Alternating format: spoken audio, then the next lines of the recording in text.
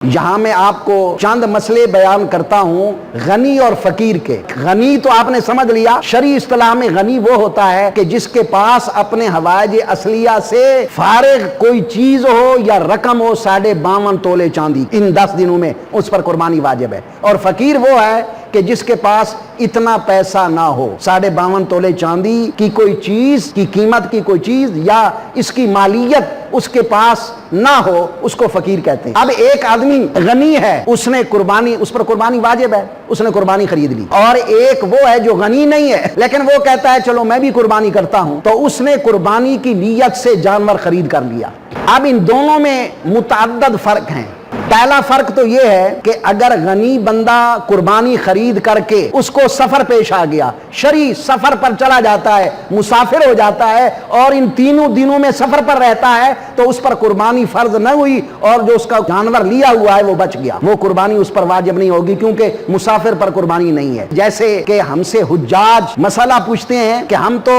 حج کر رہے ہیں، کیا ہمارے اوپر وہ قربانی واجب ہے جو ہم گھر میں کیا کرتے تھے؟ جو حاجی 8 ذی الحج سے پہلے مکہ میں 15 دن یا 15 دن سے زیادہ رہ رہا ہے، 8 ذی الحج سے پہلے 15 دن اس کو رہتے ہوئے مکہ میں ہو گئے یا 15 دن سے زیادہ، تو وہ مقیم ہے، اس پر وہ قربانی جو نصاب والی قربانی ہے وہ واجب ہے۔ لیکن وہ نصاب والی قربانی چاہے تو گھر والوں کو کہے میری طرف سے کر دو یا وہاں کر دے، اس کو اجازت ہے۔ لیکن ایک قربانی ہے اس پر حج کے شکریے کی، حج تمتع کے شکریے کی، وہ قربانی وہیں حرم میں کرنا پڑے گی، لیکن یہ قربانی یہاں گھر بھی کر سکتا ہے وہاں بھی۔ تو جو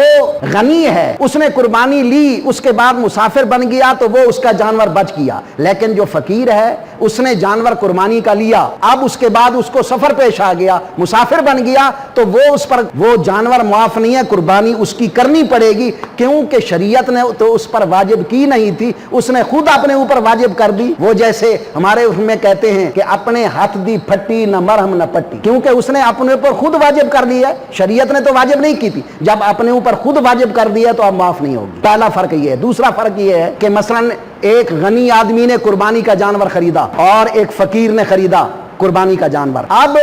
غنی کا بھی گم ہو گیا، فقیر کا جانور بھی گم ہو گیا۔ اب وہ فقیر جو ہے اس کے لیے شریعت کا حکم ہے کہ اب دوسرا نہ خریدے، دوسرا جانور اپنے اوپر واجب نہ کرے، لیکن غنی کے لیے حکم ہے کہ وہ دوسرا خریدے، کیونکہ گم ہو گیا تو اس نے قربانی تو کرنی ہے تو دوسرا جانور خریدے۔ اب اس نے دوسرا جانور خرید لیا غنی نے، اب غنی کا پہلا جانور مل گیا، ایام نہر میں قربانی کے دنوں میں غنی کا پہلا جانور مل گیا۔ اب ان دونوں جانوروں میں جو موٹا تازہ زیادہ ہے، قیمت کے اعتبار سے بھی زیادہ ہے، تو اس جانور کو ذبح کرے اور دوسرا جانور اپنی ذاتی مقصد میں خرچ کر دے۔ لیکن جو فقیر ہے اس فقیر نے اگر پہلے جانور گم ہونے کے بعد دوسرا جانور پھر خرید لیا تو پہلا جانور بھی مل گیا انہی دنوں میں، تو فقیر کے لیے شریعت کا حکم ہے دونوں جانور ذبح کرے، کیونکہ دونوں اس نے خود اپنے اوپر واجب کیے تھے، دونوں جانور ذبح کرنے پڑیں گے۔ اور بھی متعدد فرق ہیں غنی اور فقیر میں۔